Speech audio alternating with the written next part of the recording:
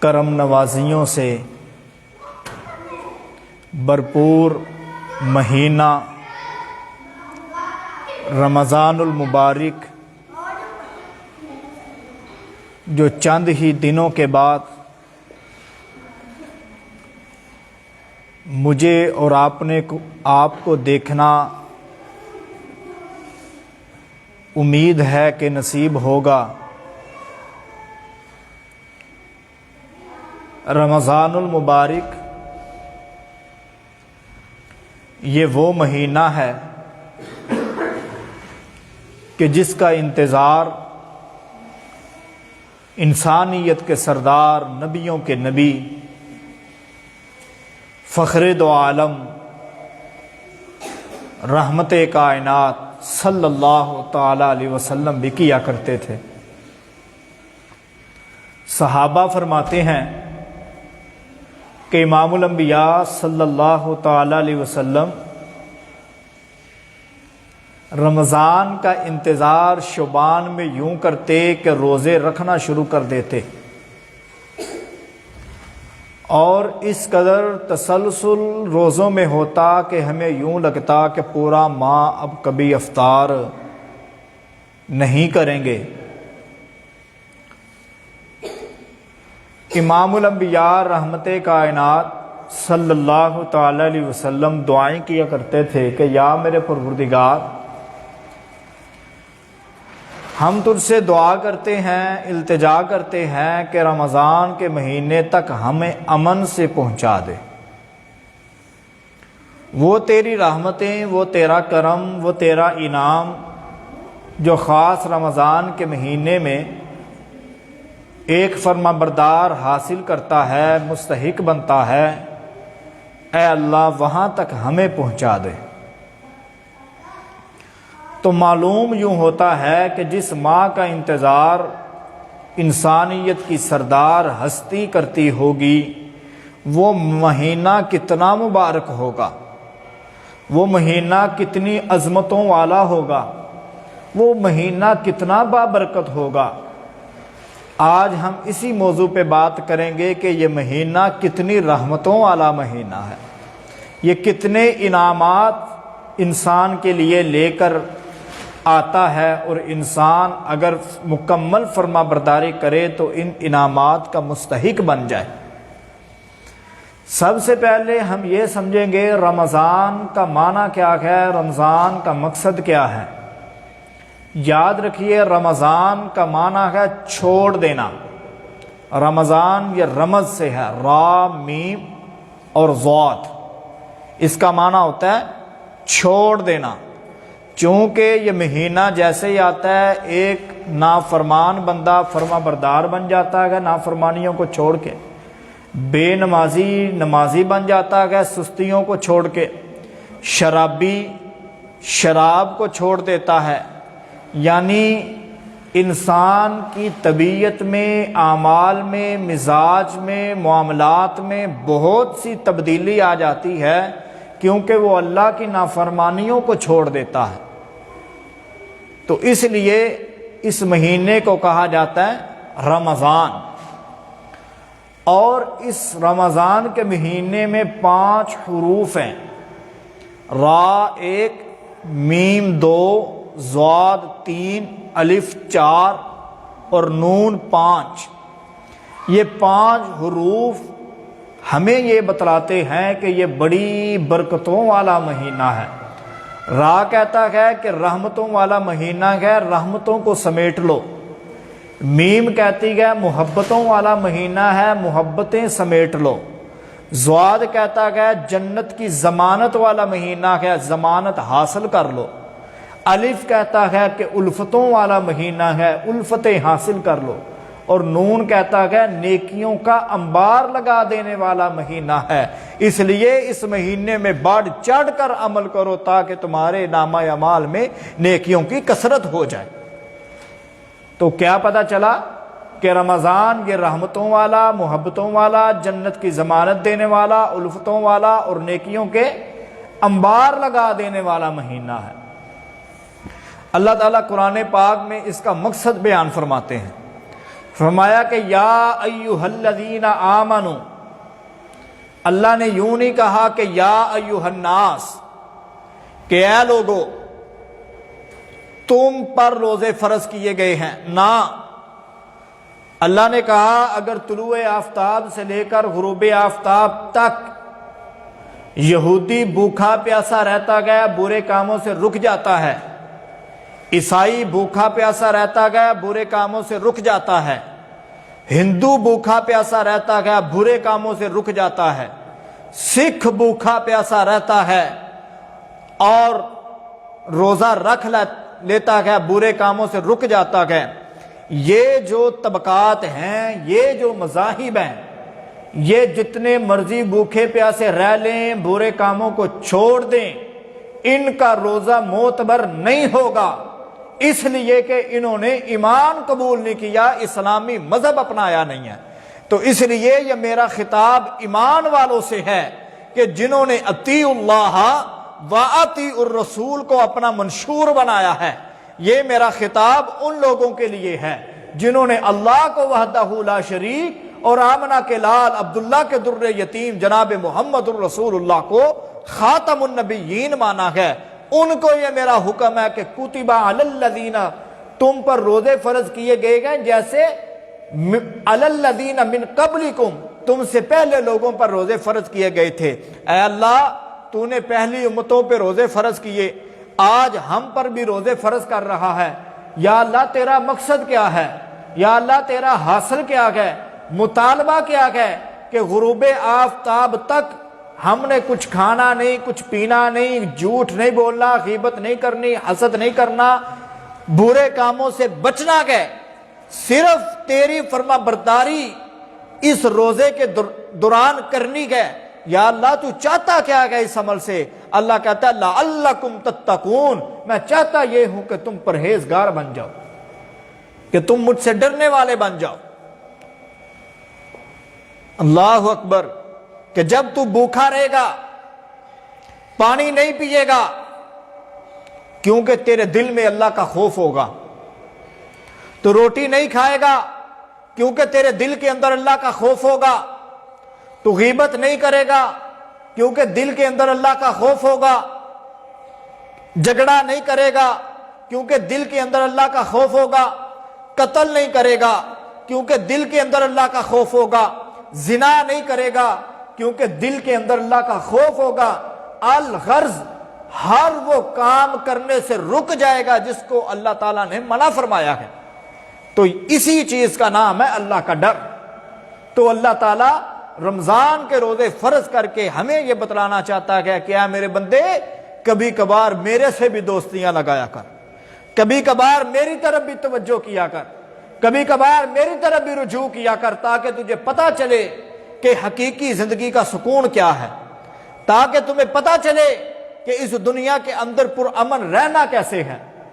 آج ہم وہ کام جو رمضان میں کرتے گئے اور وہ کام جن سے رمضان میں رک جاتے ہیں، اگر وہی ہمارا مزاج، اگر وہی ہمارا طریقہ کار، اگر وہی ہماری عادات دیگر مہینوں میں، عام دنوں میں ہو جائیں، ہمارے شب و روز اسی طرح گزریں جس طرح رمضان میں گزرتے گئے، تو یقین جانیے امن ہماری زندگیوں کا مقدر بن جائے گا۔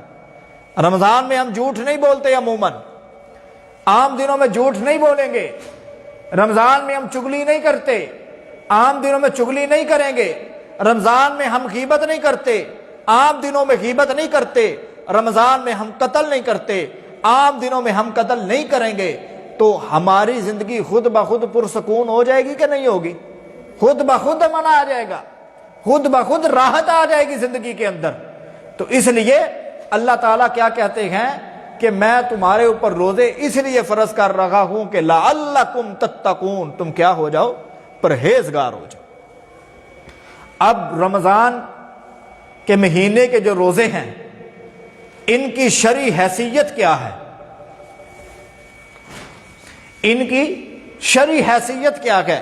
جیسے نماز یہ فرض ہے، حج فرض ہے، زکوٰۃ فرض ہے، کلمہ طیبہ پر قولاً اور عملاً قلباً ایمان لانا یہ کیا ہے؟ فرض ہے۔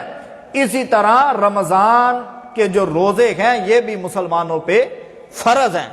اگر بندہ ایمانیات کی تمام اجزاء پر ایمان لے کر آئے، کہے کہ نماز فرض ہے، زکوٰۃ فرض ہے، اور کلمہ طیبہ پر ایمان لانا فرض ہے، اور کہے کہ روزہ فرض نہیں ہے، تو ایسے بندے کا ایمان معتبر نہیں ہے۔ بلکہ روزہ بھی ایسے فرض ہے جیسے بندے کے اوپر نماز پڑھنا فرض ہے، روزہ بھی ایسے فرض ہے جیسے بندے کے اوپر زکوٰۃ کا ادا کرنا فرض ہے۔ تو کیا پتہ چلا کہ رمضان یہ دین کی بنیاد ہے، اگر یہ بنیاد ہوگی تو امارت قائم اور دائم رہے گی، اگر یہ بنیاد نہیں ہوگی تو دین کی امارت قائم دائم نہیں رہے گی۔ اللہ تعالیٰ کے پیارے نبی صلی اللہ تعالی علیہ وسلم نے فرمایا، من صام رمضان ایمانا و احتسابا غفر لہ ما تقدم من ذنبہ، کہ جو بندہ رمضان کے مہینے میں روزے رکھتا ہے مکمل اور تراویح ادا کرتا ہے، رات کو قیام کرتا ہے، تو اللہ نے فرمایا کہ میں اس کی ساری زندگی کے گناہ معاف کر دیتا ہوں۔ رمضان کتنی بابرکت والا مہینہ ہے کہ انسان کی زندگی کے سارے گناہ کیا ہیں؟ معاف ہو رہے ہیں۔ لیکن ان گناہوں سے مراد بندے کے کبیرہ گناہ نہیں ہیں، صغیرہ گناہ ہیں، چھوٹے گناہ وہ بندے کے معاف ہوں گے، کبیرہ گناہ جو ہیں وہ بغیر توبہ اور معافی کے معاف نہیں ہوتے، ان کے لیے معافی مانگنا یہ کیا شرط ہے۔ روزے دار بندے کے لیے اللہ تعالیٰ کی طرف سے 5 انعام ہیں۔ کتنے انعام ہیں جی؟ سب بولو، کتنے انعام ہیں؟ 5 انعام ہے روزے دار کے لیے۔ امام الانبیاء رحمت کائنات صلی اللہ تعالی علیہ وسلم نے فرمایا کہ جو بندہ دن بھر بھوکا پیاسا رہتا ہے اللہ کی رضا کے لیے، برے کاموں سے رک جاتا ہے، اچھے کام کرتا ہے، تو ایسے بندے کے منہ کے اندر جو بھوک اور پیاس کی شدت کی وجہ سے سمیل پیدا ہو جاتی ہے، جو بظاہر لوگوں کو بدبو لگتی ہے، لیکن اللہ کی نظر میں وہ جنت کی کستوری سے بھی زیادہ خوشبودار ہے۔ چاچو کو ویپر پڑھو چاچو۔ وہ اللہ کی نظر میں کستوری سے بھی زیادہ خوشبودار ہے، اور کستوری یہ جنت کی ایک نعمت ہے۔ تو اس لیے بھوک اور پیاس کی وجہ سے منہ میں جو سمیل پیدا ہو جائے وہ اللہ کی نظر میں بڑی بابرکت ہے۔ اسی طرح دوسرا انعام، پیارے پیغمبر امام الانبیاء صلی اللہ تعالی علیہ وسلم نے فرمایا کہ جو بندہ اللہ کی رضا کے لیے روزہ رکھتا ہے اور دن بھر برے کاموں سے رکا رہتا ہے، تو اللہ تعالیٰ سمندر کی مچھلیوں کی ڈیوٹی لگا دیتا ہے۔ کس کی ڈیوٹی لگاتا ہے؟ سمندر کی مچھلیوں کی ڈیوٹی لگا دیتا ہے کہ میرے اس روزہ دار بندے کے لیے دعائے مغفرت کرو۔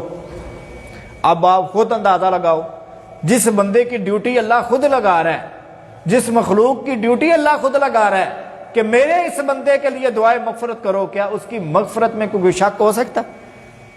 اب میں خود ہی کہوں جاؤ دکان سے کوئی یہ فلاں چیز لے کر آؤ، تو اس کا مطلب ہے کہ وہ چیز مجھے چاہیے، میں نے وہ حاصل کرنی ہے۔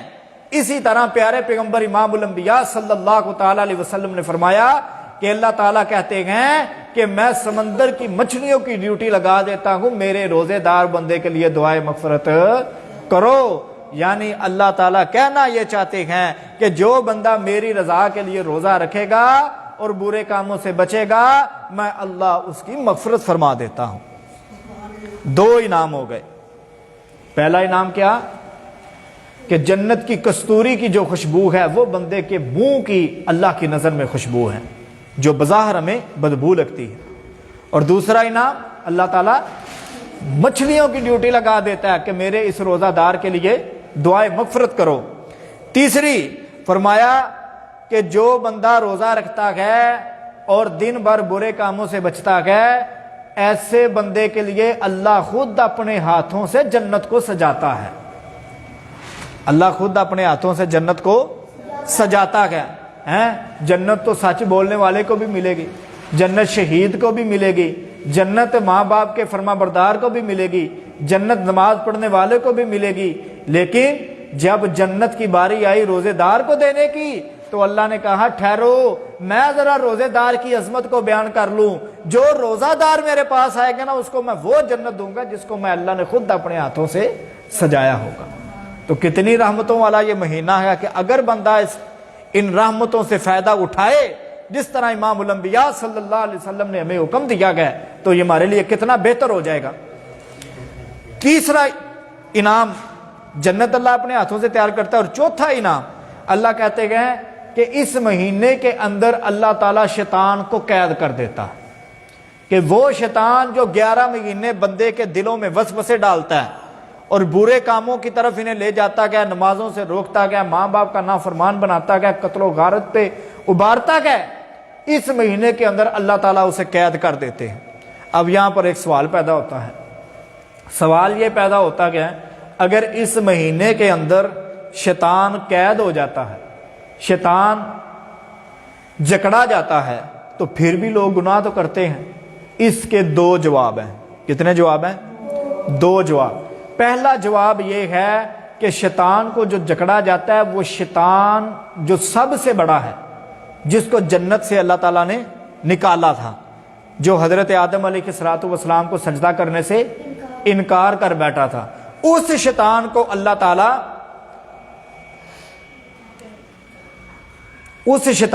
تعالیٰ کیا کرتے ہیں؟ قید کر دیتے ہیں۔ باقی جو اس کے چیلے ہوتے ہیں، یاد رکھنا یہ جو شیطان ہے نا یہ ایک ہی نہیں ہے جو ہر طرف جو ہے لوگوں کو گمراہ کرتا گیا۔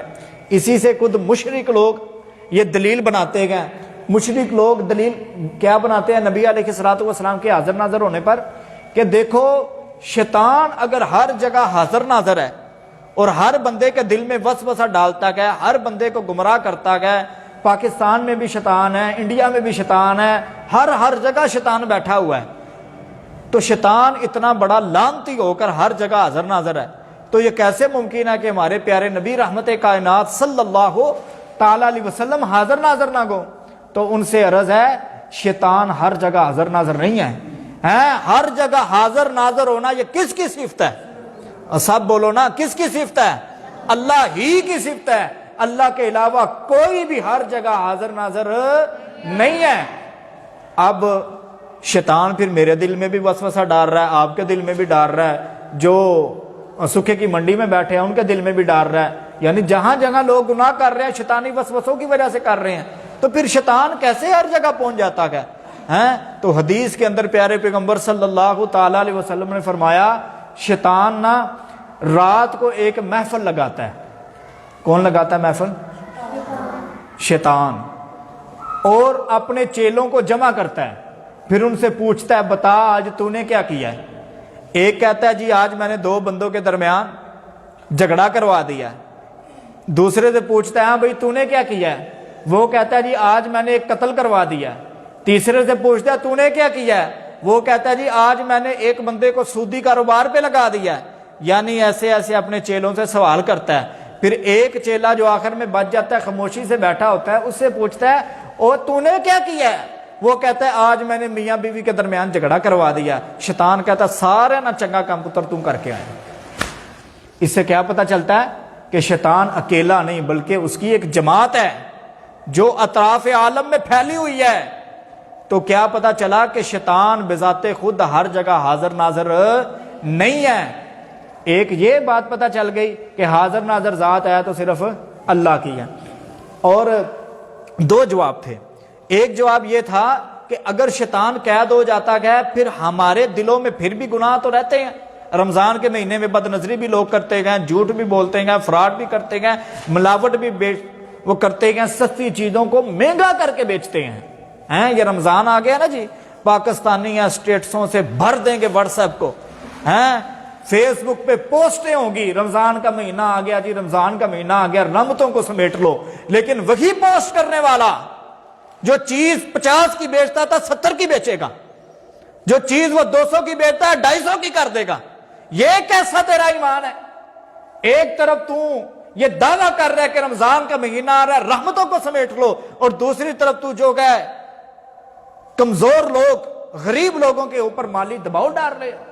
تو اس لیے اس طرح کے عمل کرنے والے کا بھی اللہ تعالیٰ روزہ قابل قبول نہیں کرتا ہے روزہ قابل قبول اس بندے کا ہوگا جس نے نبی علیہ الصلوۃ والسلام کی تعلیم کے مطابق روزہ گزارا ہوگا۔ بہرحال دو جواب تھے، ایک جواب یہ ہے کہ اللہ سارے شیطانوں کو نہیں جگڑتا بلکہ شیطانوں کے سردار کو جگڑ دیتا، اور دوسرا جواب یہ ہے کہ دیکھو یہ ہم نے پنکھا چلایا ہے، اب جب ہم پنکھے کو بند کرتے ہیں یہ فوراً بند ہو جاتا ہے؟ نہیں، چند سیکنڈ لیتا ہے، 1 منٹ لیتا ہے، 1.5 منٹ لیتا ہے، پھر جا کر یہ اپنی جگہ پہ ساکن ہو جاتا ہے۔ یہی مثال ہے کہ اس نے 11 مہینے ہم پر محنت کی ہے، 11 مہینے اس نے ہمیں نمازوں سے دور رکھا ہے، 11 مہینے ہم سے وہ جھوٹ بلواتا رہا ہے، 11 مہینے ماں باپ کا اس نے ہمیں نافرمان بنائے رکھا ہے، 11 مہینے اس نے ہمیں قرآن سے دور رکھا ہے، 11 مہینے اس نے ہمیں نیکیوں سے محروم کیا ہوا ہے۔ پھر 12ویں مہینے جب وہ جاتا ہے نا تو وہ اس قدر محنت کر کے چلا گیا ہوتا ہے، وہ کہتا ہے چل بچہ تینوں مہینہ چھٹی تو دینا پیا وا، لیکن تو میرے چنگل چو نکلے گا نہیں، جی مہینہ مکے گا مڑ تو میرے شکنجے چی آنا ہے۔ ایسے ہوتا ہے کہ نہیں ہوتا؟ جیسے مہینہ گزر جاتا ہے بندہ پھر بے نمازی، جیسے ہی مہینہ گزرتا ہے بندہ پھر والدین کے آگے بدتمیزی، جیسے رمضان گزرتا ہے بندہ پھر قتل و غارت کی طرف، پھر ملاوٹ کی طرف، پھر دھوکے بازی کی طرف۔ تو بات کیا پتہ چلی کہ شیطان اپنی محنت اس قدر زیادہ کر گیا ہوتا ہے کہ اس مہینے کے اندر بھی اس کے اثرات نظر آتے ہیں۔ بہرحال چوتھا انعام اللہ تعالیٰ روزے دار پہ کیا کرتے گئے کہ اللہ تعالیٰ شیطان کو قید کر دیتے ہیں۔ 5واں انعام اللہ تعالیٰ یہ کرتے ہیں کہ پیارے پیغمبر صلی اللہ تعالیٰ علیہ وسلم نے فرمایا کہ اللہ تعالیٰ رمضان کی ہر رات روزے داروں کی بخشش فرماتا ہے، رمضان کی ہر رات اللہ تعالیٰ روزے داروں کی بخشش فرماتا ہے، اور جب رمضان کی آخری رات ہوتی ہے نا تو جتنی بخششیں اللہ نے پورے مہینے میں کی ہے نا اتنی ملا کر اللہ اس ایک رات میں کر دیتا ہے۔ 5 انعام ہو گئے۔ پہلا انعام کیا گیا کہ روزے دار کے منہ سے جو بظاہر بدبو محسوس ہوتی ہے وہ اللہ کی نظر میں جنت کی کستوری جیسی خوشبو ہے۔ دوسری کہ اللہ تعالیٰ سمندر کی مچھلیوں کی ذمہ داری لگا دیتا ہے کہ میرے اس روزہ دار بندے کے لیے تم نے دعائے مغفرت کرنی ہے۔ اور تیسرا اللہ تعالیٰ روزے دار بندے کے لیے خود اپنے ہاتھوں سے جنت تیار فرماتے گئے۔ اور چوتھا اللہ تعالیٰ شیطان کو قید کر دیتے گئے۔ اور 5واں کہ اللہ تعالیٰ آخری رات جس قدر زیادہ اللہ تعالیٰ نے بخششیں پورے رمضان میں کی گئے آخری رات اتنی کی اور بخششیں فرما دیتا ہے۔ لیکن یہ 5 انعام کس کو ملیں گے؟ جس نے دن بھر اپنے آپ کو بھوک اور پیاس کے ساتھ ساتھ برے کاموں سے بھی بچایا ہے۔ آج ہم نے روزے کا مقصد شاید یہ سمجھ لیا ہے کہ سحری کے وقت سے لے کر افطاری تک ہم نے کچھ کھانا پینا نہیں، اس کا نام روزہ ہے۔ حدیث ہے پیارے پیغمبر امام الانبیاء رحمت کائنات صلی اللہ تعالی علیہ وسلم کی، فرمایا کہ جو بندہ دن بھر بھوکا پیاسا رہتا ہے لیکن ساتھ ساتھ وہ جھوٹ بھی بولتا ہے، ساتھ ساتھ وہ غیبت بھی کرتا ہے، وہ چوری بھی کرتا ہے، یعنی برے اعمال کرتا ہے، تو فرمایا ایسے بندے کو کچھ حاصل نہیں ہوگا سوائے بھوک اور پیاس، کچھ پلے نہیں آئے گا۔ تو اس لیے جو بندہ روزہ رکھنے کے باوجود جھوٹ بولتا ہے ارادہ تن، ایک تو ہوتا ہے نا بول چول ہو جائے وہ ایک الگ بات ہے، لیکن ارادہ تن بندہ جھوٹ بولتا ہے، روزہ رکھ کر بھی زنا کرتا گیا، روزہ رکھ کر بھی چوری کرتا گیا، روزہ رکھ کر بھی بہتان بازیاں کرتا ہے، روزہ رکھ کر بھی ملاوٹیں کرتا ہے، تو ایسے بندے کا روزہ اللہ کے دربار میں قابل قبول نہیں ہے۔ یعنی آپ یوں کہہ لو روزہ نام گیا بھوک اور پیاس برداشت کرنے کا اور برے اعمال سے بچ جانے کا اور نیکی کے اعمال کر لینے کا، یہ نام ہے روزے کا۔ بھوک اور پیاس خالی برداشت کر لینا یہ روزہ نہیں ہے۔ پیارے پیغمبر صلی اللہ تعالی علیہ وسلم نے ایک دفعہ مسجد میں تشریف لاتے ہیں، پہلی سیڑھی پر قدم رکھتے ہیں تو فرماتے ہیں آمین۔ منبر کی دوسری سیڑھی پہ قدم رکھا تو مرشد کریم صلی اللہ تعالی علیہ وسلم نے فرمایا آمین۔ تیسری سیڑھی پر قدم رکھا تو پھر فرمایا آمین۔ صحابہ پریشان کہ ایسا معاملہ پہلے تو ہم نے کبھی نہیں دیکھا کہ آقا علیہ الصلوۃ والسلام آمین کہہ رہے ہیں حالانکہ دعا کرنے والا بظاہر کو نظر نہیں آ رہا۔ اب صحابہ نے سوال کیا کہ اللہ کے رسول یہ کیا معاملہ ہے، یہ کیا ماجرا ہے کہ آپ نے پہلی سیڑھی پہ قدم رکھا تو فرمایا آمین، دوسری پہ قدم رکھا فرمایا آمین، تیسری پہ قدم رکھا تو پھر فرمایا آمین۔ صاحب بولو نا، پھر فرمایا آمین۔ تو صحابہ کو اللہ کے پیارے نبی صلی اللہ تعالیٰ علیہ وسلم نے فرمایا، اے میرے صحابہ کیا تم جاننا چاہتے ہو کہ میں نے یہ عمل کیوں کیا ہے؟ اللہ کے نبی بتا دیجئے اگر ہمارے لیے بہتری ہے تو۔ فرمایا جب میں نے پہلی سیڑھی پہ قدم رکھا تو فرشتے نے کہا تباہ و برباد ہو وہ بندہ جس کی زندگی کے اندر اس کے والدین موجود ہیں، دونوں یا دونوں میں سے ایک ہے، اور وہ ان کی خدمت کر کے اپنے آپ کو جنتی نہ بنا سکا۔ آج میں اور آپ سوچیں کہ میں آپ اپنے والدین کی اتنی رسپیکٹ، اتنا احترام کر رہے ہیں کہ وہ ہم سے مطمئن ہیں، ہم سے خوش ہیں، ان کے حقوق پورے کر رہے ہیں۔ اللہ اکبر۔ بہرحال رمضان میں اس موضوع پہ بات کریں گے انشاءاللہ۔ تباہ و برباد ہو وہ بندہ جس کی زندگی کے اندر اس کے والدین دونوں یا دونوں میں سے ایک ہوا اور اس نے ان کی خدمت کر کے خود کو جنتی نہ بنایا۔ یہ بد دعا دینے والے کون ہیں؟ حضرت جبریل علیہ السلام۔ اور آمین کہنے والے کون ہیں؟ پیارے پیغمبر رحمت کائنات صلی اللہ تعالی علیہ وسلم۔ دوسری سیڑھی پہ قدم رکھا تو نبی علیہ الصلوۃ والسلام نے کہا آمین، کیونکہ جبریل نے کہا تھا تباہ و برباد ہو وہ بندہ جس کے سامنے محمد الرسول اللہ صلی اللہ تعالی علیہ وسلم کا نام آئے اور اس کی زبان خاموش رہے، یعنی وہ اللہ کے نبی پہ درود نہ بھیجے، تو ایسے بندے کے لیے بھی تباہی اور بربادی ہے۔ اس لیے جب بھی ہمارے پیارے نبی مرشد کریم صلی اللہ تعالی علیہ وسلم کا نام آئے تو ہماری زبانوں پہ کیا جاری ہونا چاہیے؟ صلی اللہ علیہ وسلم۔ نبی علیہ الصلوۃ والسلام نے ایک موقع پہ فرمایا کہ جو بندہ مجھ محمد پر ایک مرتبہ درود بھیجتا ہے اللہ تعالیٰ بدلے میں اس پر 10 رحمتوں کا نزول فرماتا ہے۔ اور مفسرین نے لکھا ہے، محدثین نے لکھا ہے کہ وہ جو 10 رحمتوں کا نزول ہوتا ہے نا جی، وہ ان رحمتوں کا نزول ہوتا ہے جو وقتی طور بندے کو چاہیے ہوتی ہیں۔ وقتی طور بندے کو جس دکھ سے نجات چاہیے ہوتی ہے اللہ تعالیٰ رحمت کرتے ہوئے اس دکھ سے نجات دے دیتا ہے۔ آپ دیکھتے نہیں ہیں کہ جب علماء وظائف بتاتے ہیں کہ پریشانی کو اگر اپنے سے دور کرنا ہے تو درود شریف کی کثرت کیا کرو، کوئی چیز گم ہو جاتی ہے تو درود شریف پڑھا کرو، اللہ تعالیٰ اپنی طرف سے رحمتوں کا نزول فرمائیں گے۔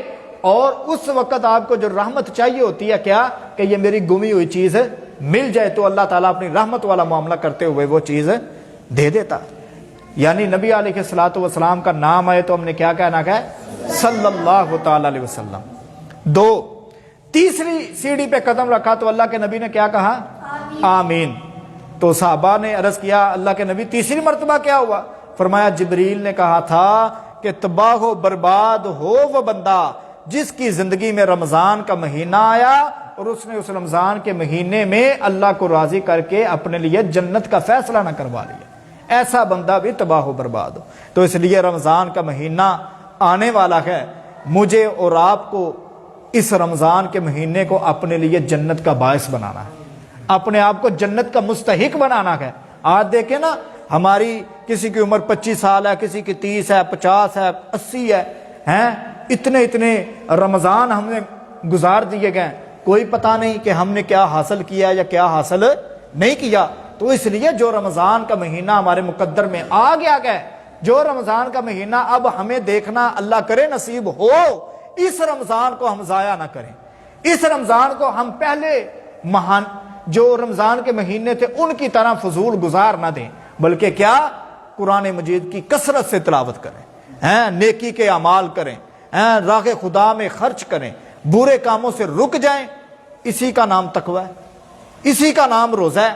جب اس طرح ہم اپنا رمضان گزاریں گے، رات کو ہم قیام کریں، آج ہمارا عجیب وتیرہ چل پڑا گا، انشاءاللہ اگلا موضوع ہمارا یہی ہوگا تراویحوں کا۔ تراویح کی شرعی حیثیت کیا ہے؟ آج ایک نام نہاد طبقہ ہے جس نے کہہ دیا جی یہ تراویح جی نبی علیہ الصلوۃ والسلام سے ثابت ہی نہیں ہے، نبی پاک صلی اللہ تعالی علیہ وسلم نے 3 دن تراویحیں پڑھائی تھی، اس کے بعد آقا علیہ الصلوۃ والسلام نے فرمایا کہ مجھے ڈر ہے کہ کہیں میری امت کے اوپر یہ فرض نہ ہو جائیں۔ ایسا ہوا، لیکن یہاں سمجھنی یہ بات ہے، اگر آقا علیہ الصلوۃ والسلام نے سٹاپ کر دیا تھا 3 دن کے بعد، اس کے بعد تراویحیں نہیں پڑھائی تھی، تو کیا صحابہ نے پڑھنی چھوڑ دی تھی؟ نہیں چھوڑی تھی. صحابہ اپنی اپنی جگہ تراویاں پڑھتے رہے تھے, لیکن وقت گزرتا گیا کچھ لوگوں نے یہ سمجھ لیا تراوی کی حیثیت ہی کوئی نہیں ہے, تراوی پڑھنا ضروری نہیں ہے. پھر خلیفہ دوم امیر المومنین حضرت سیدنا عمر ابن خطاب رضی اللہ تعالی عنہ, یہ وہ میرے نبی کے صحابی ہیں جن کی 21 مرتبہ خواہشات کے مطابق اللہ نے قرآن بنا کر نازل کر دیا تھا. انشاءاللہ اگلے جمعے میں عرض کروں گا کہ حضرت عمر کے دل میں جو بات آتی تھی اللہ قرآن بنا کے نازل کر دیتا تھا. دو باتیں میں آپ کے سامنے رکھ دیتا ہوں. حضرت عمر ابن خطاب کہتے ہیں کہ میرے دل میں یہ خواہش آتی تھی کہ اللہ ہماری مائیں بہنیں اپنے گھروں سے نکلتی ہیں تو ان کو پردہ کرنا چاہیے, ان کے درمیان اور کفار کی عورتوں کے درمیان ایک فرق ہونا چاہیے, پتہ چلے یہ مسلمان ہیں, یہ نبی علیہ الصلوۃ والسلام کی فرما بردار ہیں. حضرت عمر رضی اللہ تعالیٰ نے نبی علیہ الصلوۃ والسلام کے سامنے یہ خواہش ظاہر کی تو نبی علیہ الصلوۃ والسلام خاموش رہے, کیونکہ اگر نبی علیہ الصلوۃ والسلام بولتے تو یہ حکم کا درجہ تھا, لیکن نبی علیہ السلام چاہتے تھے کہ اللہ کی طرف سے فیصلہ ہے جو بھی آنا ہے. اللہ تعالیٰ نے قرآن بنا کے نازل کر دیا کہ میرا نبی عمر جو کہتا ہے اس کا فیصلہ کر دیجئے. یدنین علیہن من جلابیبہن, جب بھی ہماری مائیں بہنیں بیٹیاں گھروں سے نکلیں گی تو باحجاب ہو کر نکلیں گی, پردہ کر کے نکلیں گی. اب یہ کس کی خواہش تھی؟ حضرت عمر ابن خطاب رضی اللہ تعالیٰ. عبداللہ بن ابی منافقوں کا سردار مر گیا. اب حضرت عمر رضی اللہ تعالیٰ نے اس کی عادتیں دیکھی ہوئی تھی منافقت والی, تو نبی علیہ الصلوۃ والسلام چونکہ عالم الغیب تھے نہیں, دلوں کے راز جانتے نہیں تھے, تو نبی علیہ الصلوۃ والسلام نے کہا یہ بظاہر کلمہ پڑھتا ہے, ہم اس کا جنازہ پڑھیں گے. حضرت عمر ابن خطاب رضی اللہ تعالیٰ نے کہا اللہ کے رسول یہ منافق ہے, اس کا جنازہ نہ پڑھیے گا, اس کی عادتیں ہی ایسی تھیں. اب نبی علیہ الصلوۃ والسلام نے جنازہ پڑھا دیا. اللہ نے حضرت عمر رضی اللہ تعالیٰ کی تائید میں قرآن بنا کر نازل کر دیا کہ استغفر لگم او لا تستغفر لگم, میرا نبی آپ اس بدبخت عبداللہ بن ابی کے لیے جنازہ پڑھتے یا نہ پڑھتے, ان تستغفر لگم 70 مرتن, آپ اس کے لیے 70 مرتبہ بھی جنازہ پڑھیں, 70 مرتبہ بھی دعائیں مغفرت کریں, فلن یغفر اللہ لگم, میں اس کو پھر بھی نہیں معاف کروں گا. اب حضرت عمر رضی اللہ تعالی عنہ جیسے ہی عظیم شخصیت کے حق میں اللہ نے قرآن نازل کر دیا ہے. ایک اور میں اشارہ کر دیتا ہوں, اگلے جمعے انشاءاللہ میں کچھ چیزیں حضرت عمر کے سامنے رکھوں گا اور پھر میں کہوں گا کہ یہ تراویاں پڑھنے کا ہمیں حکم کس نے دیا ہے. حضرت عمر رضی اللہ تعالیٰ عنہ سے پہلے ایک یہودی اور ایک منافق نبی علیہ السلام کے پاس جاتے ہیں اور کہتے ہیں اللہ کے نبی ہمارے درمیان یہ جھگڑا ہے, اس کا فیصلہ کر دیں. اللہ کے نبی صلی اللہ تعالی علیہ وسلم نے وہ فیصلہ حضرت وہ جو منافق بظاہر مسلمان تھا اس کے خلاف دے دیا, یہودی کے حق میں فیصلہ ہو گیا. اب وہ منافق جو تھا وہ تو زبان سے کلمہ پڑھتا تھا, وہ کیسے نبی علیہ الصلوۃ والسلام کے اوپر دل سے ایمان لے کر آتا اور آپ کے فیصلے پہ یقین کرتا. اس نے کہا جی مجھے نبی علیہ السلام کے فیصلے پہ یقین نہیں, یہ فیصلہ کسی اور سے کرواتے ہیں. یہودی کہنے لگا شرم کر, تو نے کلمہ کس کا پڑھا ہے اور کس کے فیصلے پہ انگلی اٹھا رہا ہے. اب وہ منافق تھا, کہنے لگا جی میں نہیں مانوں گا یہ فیصلہ. بہرحال ان دونوں نے فیصلہ کیا کہ اب ہم یہ فیصلہ حضرت عمر رضی اللہ تعالیٰ عنہ سے کرواتے ہیں. حضرت عمر رضی اللہ تعالیٰ کے پاس چلے گئے اور یہودی بڑا سیانا سی, دنا سی, وہ آخر لگا عمر سب کے حضرت رضی اللہ تعالیٰ عنہ یہ فیصلہ باتوں کریں لیکن ایک گل میری سن لے, سنا, اے جڑا فیصلہ سی تیرے کو لے کے آئے نا, ایو ہی فیصلہ تیرے پیر محمد نے کر چھڑے صلی اللہ تعالی علیہ وسلم. حضرت عمر رضی اللہ تعالیٰ جلال میں آ گئے, یہ نہیں پوچھا کہ کس کے حق میں فیصلہ ہوا, کہا جدو ایک میرے نبی علیہ الصلوۃ والسلام کو پھیرا لا لیا جے تو تانوں دوجے پاسے جان دی لوڑ کیوں پئی, جدو ادھر جو تسی ٹر گئے ہو اس تو بعد کوئی اس قابل ہے جنہیں کو تسی جاؤ. پھر پوچھے ہاں جی کی فیصلہ ہویا, جی تواڈے نبی نے میرے حق وچ فیصلہ کر چھڑیا. یہودی آکھن لگا, حضرت عمر تعالیٰ نے منافق کو کوئی سوال نہیں کیتا کہ تو میرے کو کیوں آیا, کی لین آیا, تیرے دل وچ کی اعتراض ہے, کی اشکال ہے, کیڑی غلطی ہوئی ہے ساڈے نبی کو معاذ اللہ استغفر. نہ, حضرت عمر گئے اپنے اجڑے چ, او تو کڈی تلوار, تے مکے چ مشہور تھی جدو عمر دی تلوار ننگی ہو جاندی سی نا ادو سر دھاڑ اتے نہیں سی رہندا. حضرت عمر واپس آئے, پھڑی تلوار تے اس منافق دی گردن اڑا دیتی. ہن اتھوں تک تے یہ بیان کیتا جاندہ ہے, یہ تسی بھی سنتے ہو کہ نبی علیہ الصلوۃ والسلام کے فیصلے پہ جو انگلی اٹھائے گا اس کی ایک ہی سزا ہے, سر تن سے جدا. اور اس کی دلیل حضرت عمر ابن خطاب کا یہ عمل ہے. اب جب اسے قتل کر دیا نا, اب اس کے جو ورثاء تھے وہ آ گئے. وہ کہنے لگے کہ عمر نے ناحق ہمارے بندے کو قتل کیا ہے, کیونکہ قتل 3 صورتوں میں ہوتا ہے, یا تو قتل کے بدلے قتل, یا تو شادی شدہ کوئی زنا کرتا ہے تو اس کو مار مار کے رجم کیا جاتا ہے, یا پھر کوئی مرتد ہو جاتا ہے. ان 3 چیزوں کے علاوہ قتل شرعی طور پر نہیں کیا جاتا. سزائیں ہوتی ہیں دیگر گناہوں میں, لیکن قتل نہیں ہوتا. تو انہوں نے کہا جی یہ تینوں چیزیں ہمارے بندے میں نہیں پائی جا رہی, اب بدلے میں حضرت عمر کو کیا کرنا ہے, قتل کرنا ہے. بہرحال بڑا شور شرابہ ہوا. تو ہمارے نبی صلی اللہ تعالی علیہ وسلم بولتے تب ہے جب اللہ کی طرف سے قرآن نازل ہو جاتا تھا, وہی آ جاتی تھی. اللہ نے کہا جبریل جا کے اعلان کر دے, فلا وربک لا یؤمنون حتی یحکموک, اس بندے کا کوئی ایمان نہیں ہے جو میرے محمد کے فیصلوں پہ راضی نہ ہو جائے. اللہ نے حضرت عمر کی تائید کے اندر قرآن نازل کر دیا کہ عمر نے جو اس کا سر قلم کیا ہے وہ بالکل ٹھیک کیا ہے. یہ 3 واقعات آپ نے سن لیے, انشاءاللہ اگلے جمعے میں اور کروں گا. یہ وہی عمر ہیں جنہوں نے اپنے دور خلافت کے اندر نماز تراویح کی ابتدا کروائی تھی. اور کیوں کروائی تھی, کس لیے کروائی تھی, کیا مقصد تھا, کیا ضرورت تھی. اور وہ ضرورتیں آج ہمارے اندر بھی ان کی کمی ہے. اس کی میں ایک بتا دیتا ہوں. آپ اتنے لوگ بیٹھے ہو, میں یہ نہیں کہتا ہاتھ کھڑا کرو یا جو بھی, اپنے دل کے اندر سوچنا جا کے, یہ جو 11 مہینے گزر گئے ہیں پچھلے رمضان سے لے کر اس رمضان تک, ہم نے کتنی مرتبہ قرآن پڑھا ہے, ہم نے کتنے سپارے پڑھے ہیں, ہم نے کتنے رکوع تلاوت کی ہے. کچھ لوگ ہوں گے جو کہیں گے جی 2 قرآن پڑھے ہیں, کچھ لوگ ہوں گے جو کہیں گے جی ہم نے 1 قرآن پڑھا ہے, لیکن اکثریت ان لوگوں کی ہوگی جو کہیں گے ہم نے 1 پارہ بھی نہیں پڑھا. تو اس لیے تراویح کی ضرورت ہوئی نہ ہوئی پھر. تو انشاءاللہ اگلے جمعے اسی موضوع پر, تراویح کے مسئلے پر ہم ڈیٹیل سے عرض کریں گے کہ تراویح کس نے شروع کی, کیوں کی, کس مقصد کے لیے کی, اور اس کی شرعی حیثیت کیا ہے. وما علینا الا البلاغ.